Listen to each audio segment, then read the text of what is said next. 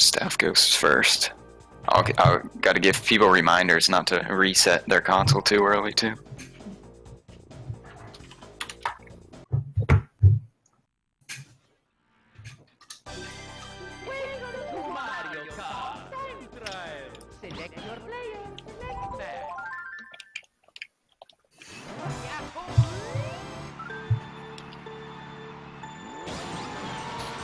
Alright, so looks like we're off and running. So the first thing that we're going to be looking at is unlocking the time trial ghosts for Luigi Raceway, Mario Raceway, and Royal Raceway. Interesting thing about all three of these tracks is that they all have shortcuts. They'll be you don't really need the shortcuts at all to unlock the ghosts, so it'll be interesting to see how each of these players decide to attack this.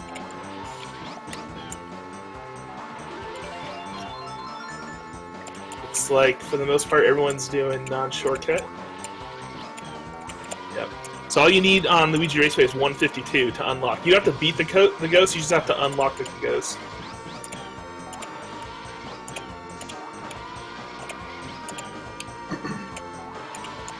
So this Luigi should be pretty straightforward, I think, for the most part. There's really no chance that anyone's not going to hit a 152. Yeah. You should be seeing times probably in the low 140s, high 130s. World record's like 137.99 in PAL, so you're going to be seeing probably 139s on the low end.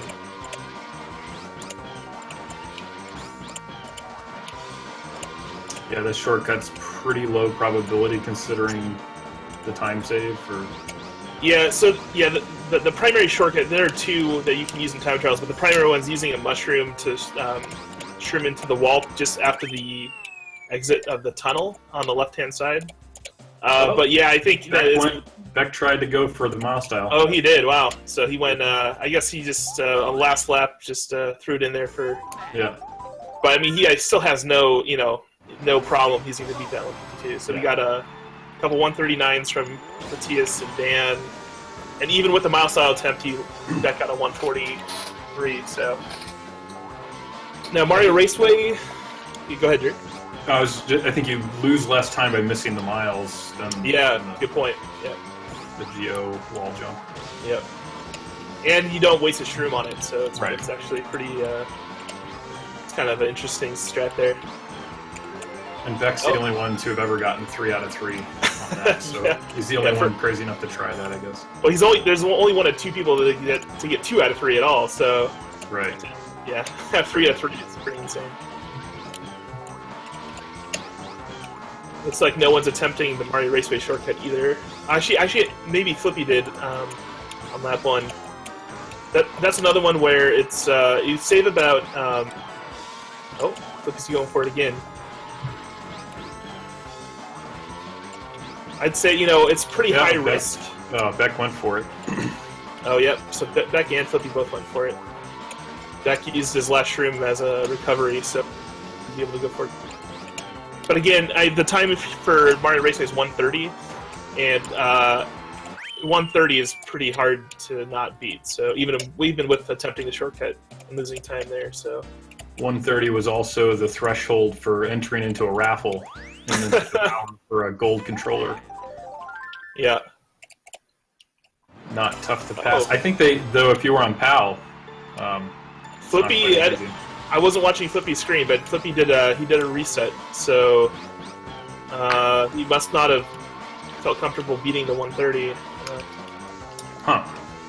I didn't actually because he tried for the shortcut again, and he just hit it actually on the reset. So yeah, Flippy's going with the aggressive strats here, and then Matthias and Dan are. He made it there. Yeah, Flippy just made. Yeah. Okay, so for Royal Raceway, this shortcut is going to be. This is a track where you're going to cheese by everyone. There's basically you have to jump over the river and hit the far bank, and there's a certain polygon that you have to land on, and you can actually miss it and not get it to work. But it's pretty. I mean, all these guys are pretty good, so they should all have not a lot of trouble hitting it. You can use a shroom to be really safe to hit it, but most of these guys probably go for it without a shroom. Yeah, Matthias just got it again on lap 2. There's also there's a warp by jumping left off the ramp. The problem in 100cc is that it's a much more difficult jump to hit on 100cc for whatever reason. I think you need just a little extra distance in 150. So all these guys, you probably won't see any of these guys going for that jump. And it only really saves like half second to a second. So it's a really high risk, little reward type. So you'll probably see them go for that in 150cc, but not in these modes. Looks like Matthias got 3-3.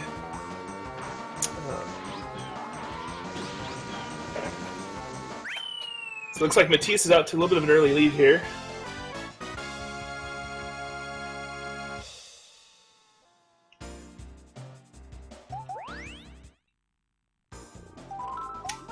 I guess, yeah, you saw him hit that a lot earlier than I did. I just saw him hit 3 out of 3. Yeah, so we should also just say we're also watching this as viewers, so we have to experience the Twitch delay as well. So we're gonna be, when we talk to these guys, they're gonna be reacting to stuff as it goes in like real time, and we're gonna be, Drew and I will be reacting to it like 10 to 15 seconds. Perfect after RNG. So, looks like Dan and Beck are pretty much tied, and Flip is a little bit behind. So Matthias is actually now on 50cc, and he actually just sandbagged for a blue shell, and he got it. So let's bring up Matthias, because we should probably talk to him. Or maybe we'll wait till he attempts this blue shell here. So one thing to point out on 50cc is that you guys probably know that there is a blue shell that's in a balloon, and that balloon, typically what you see in like 150cc runs is you'll go for the balloon on lap 2. The problem with 50cc is that you don't have enough speed to get it like on the fly, so you have to like sit there, and you either need a star in order to get to it in time, or you need to sit there and wait for it. So what Matthias did is he just waited on the item boxes at the very beginning and sandbagged for 8th place item, and he got a blue shell, which is pretty good luck. So you see Beck. He just used it to get over the wall. At least that's what I just saw. So Beck, you see Beck actually had a star. He's now on lap 2, and he's using that star to get to the blue shell in time. We'll see if he actually gets to it.